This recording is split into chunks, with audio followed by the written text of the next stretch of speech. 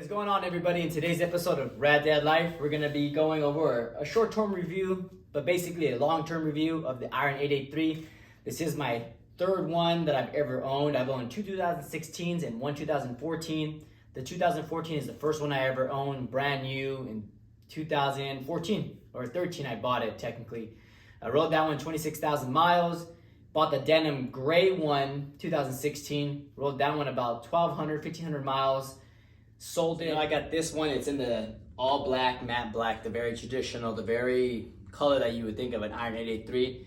It is a 2016. I did get it completely stock with the roughly around, I think just 3,000. If not, it was like 2,890, something very close to 3,000. I currently have 6,200 miles on there, give or take a couple hundred miles. And this thing has been a blast. This is, like I said, the third Iron 883 that I've ever owned. Why, you may ask, I keep owning the same ones. Multiple reasons, we'll get into that later. But for right now, this is my 2016 Iron 883, pretty much to my liking. There may be one or two things that I want to upgrade or update later down the line, but I did most of that stuff literally the second I got the bike. I'll go ahead and run a clip now of how the bike looked when I first purchased it. Completely stock. Just the owner was really cool guy, active Air Force, just getting deployed, tried out the Harley scene, didn't really like it, and so gave me a good deal on it, and pretty much brand new bike. So we're gonna go through and we're gonna walk, and I'm gonna show you everything I've done to the bike. The left side, right here we have a bandana wrap just to blacken out the forks. So starting off, we have a tank lift. It is 1.5 inches from DK Customs. It is a coil and ignition, or key and ignition, coil reignition kit from DK Customs as well. I did go for the Screaming Eagle red plugs just because, as you can see, my handlebars have red as well. So I thought it was a nice little spruce with the pegs, the moto pegs, the clutch, just little tones of red, obviously to spruce up the all black. As far as that, I do have passenger pegs. It is in the MX style. I really like the grip on these guys.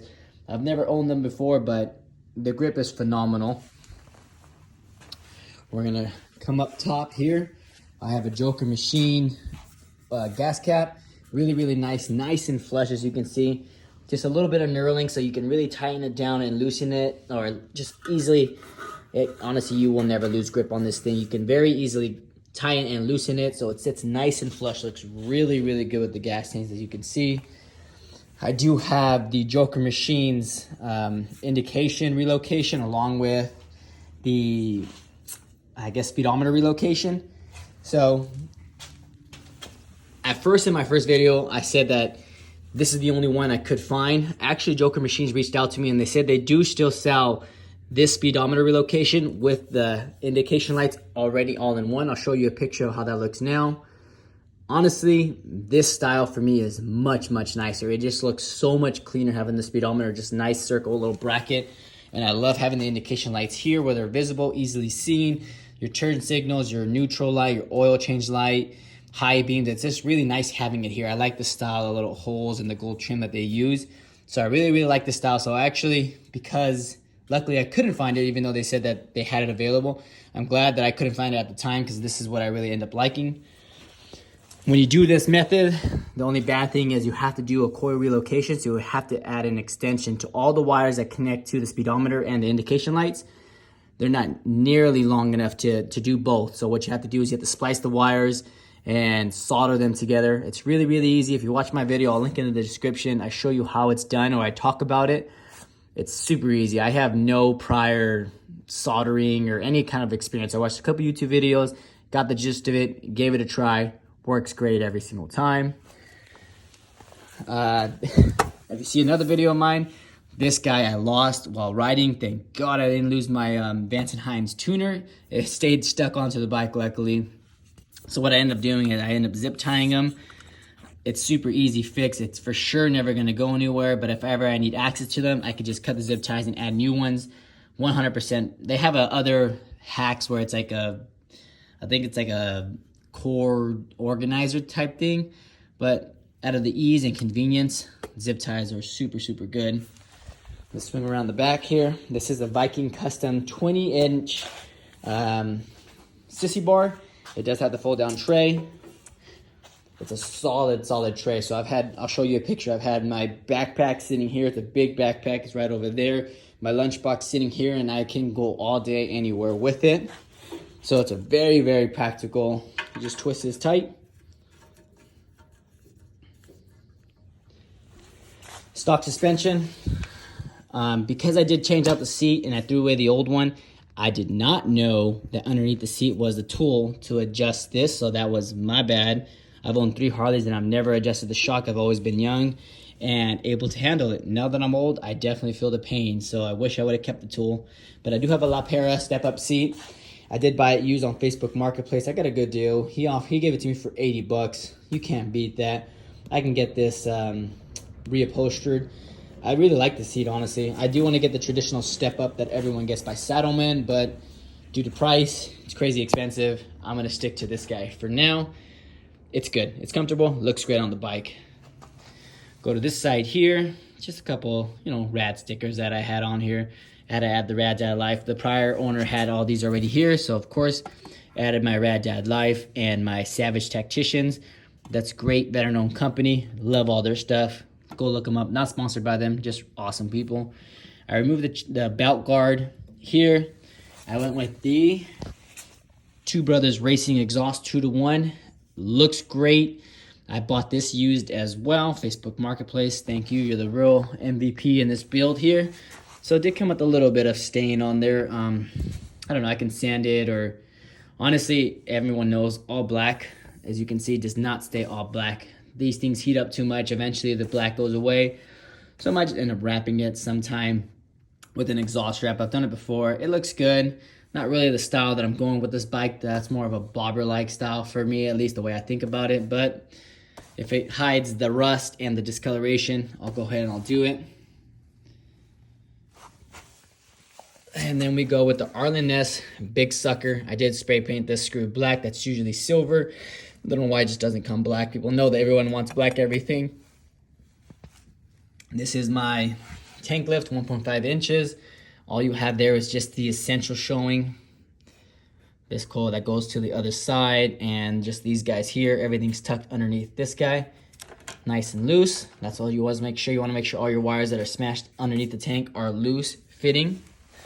Initially, I did go with the bobber style, so I had removed the front fender and I had removed the Harley Davidson. It's a quick attach. I don't really know, but the fairing windshield. I did remove that and I kept it with the real bobber look, but now that I'm actually getting older, I'm definitely really enjoying more comfort over style or look. Hence why I'm actually starting to notice the pain of having the rear shocks not be all that great. And definitely want to look into upgrading those. At the very least, buy the damn tool to make the proper adjustments for the sag so that I can see if that actually helps a little bit. Anything would be better than what it is now, which just punches you in the spine. And now that I'm 32, it hurts. Moving up from the front, I did convert these to LED. The original owner converted this LED. It's an LED headlight. It's phenomenal. It's fantastic. It's so bright. It has great projection up to like 20 feet in front of me and down low. So these are great lights. As far as these as well, I'll go ahead and turn on the bike and show you, but very, very blinding. As you can see, very high visibility. There. You can turn on the turns or the hazards actually. I do like that they have alternating colors, very easily seen. The rear is honestly the only one. Oh, I have my rear. Oh, that's good to know. All right. So that is just a quick rundown of my Iron 883. It is a 2016. It does have about 6,200 miles on that thing.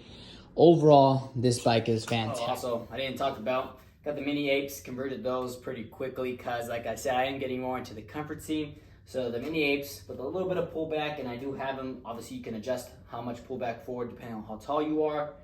Fantastic. These are so comfortable compared to anything lower. So great mini apes. I'll show you how I sit along with the quad lock. So for me, how I sit, I'll show you how I'm shifting. I'm 5'5", I have about a 28-inch inseam. So as you can see, my leg is completely 90 degrees. So for me, being 5'5", this bike, it's meant for me. It's meant for my height, my size. Along with that, with the Mini 8s, I have them pulled back just a tad bit. My hands rest just about my shoulder length, so I can ride all day at this level. Like, it's comfortable, it feels good. Because of this fairing here, or the windshield, it does help reduce a lot of that wind getting punched in my chest. Now this is my third one, and like I said, I'm going over more comfort. I have been sick of riding on the freeway, going 70, feel like you're going 100, gripping like if you're about to die. Now I can go 70 miles an hour, spirited 70, and not feel like I have to hold on for dear life because of the wind just being punched in your chest. I still get some at my head, but overall it is super nice having that to deflect a lot of that wind hitting my chest. And like I said, you can see my riding position here, 90 degrees on my legs, so I can sit like this all day. Super, super comfortable. I do eventually want to get the crash pegs or the highway bars or whatever you call them. That way when I do ride on long distances, I can just have my feet rest there like I did on my old bike. I'll show you those later. But on my old bike, I had that. And it was just nice on longer cruises. That bike, on the other hand, didn't. It had the more bobber. I built that one more bobberish. So that one is one of those examples where going 50 felt like I was going 90. So I really didn't get to enjoy the highway pegs as much just because I just felt like I was always having to hold on.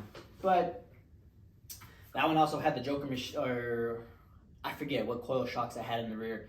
That one was lowered, so that one, anyone even 5 foot can even ride it. So as you can see now, or maybe you can't, right now I'm sitting on my bike, I'm able to flat foot it. Because I'm able to flat foot it really easily with a good tilt in my leg, I can actually be at a slight hill and still push the bike out. That's some of the nerve-wracking things when you're a newer rider, when you're a shorter rider, backing your bike in or out of certain spots. It's kind of embarrassing to look, or it just looks kind of weird trying to back the bike up against a hill when you can't even get a foot flat. So it's actually really, really hard to do. So being 5'5", I'm able to flat foot this thing, no problem at all, and I can get it even up little mini hills. Obviously not a hill, but a little uneven surface I can still do on this bike. It is the original shocks. I believe they're 13 inches if I'm not mistaken. I do want to upgrade them. I may upgrade them to 14 inch just to increase the overall height of the ride, increase lean angle just a tad bit. Already telling the difference between this one and the last bike. The lean angle is much better on the stock bike. If you guys have any questions about my Iron 83, my past Iron 83s, or maybe some questions about why I still own the Iron 83, hit them in the comments. I do read them all. I do reply to them all. As always, thank you for watching and have a rad day. See you guys.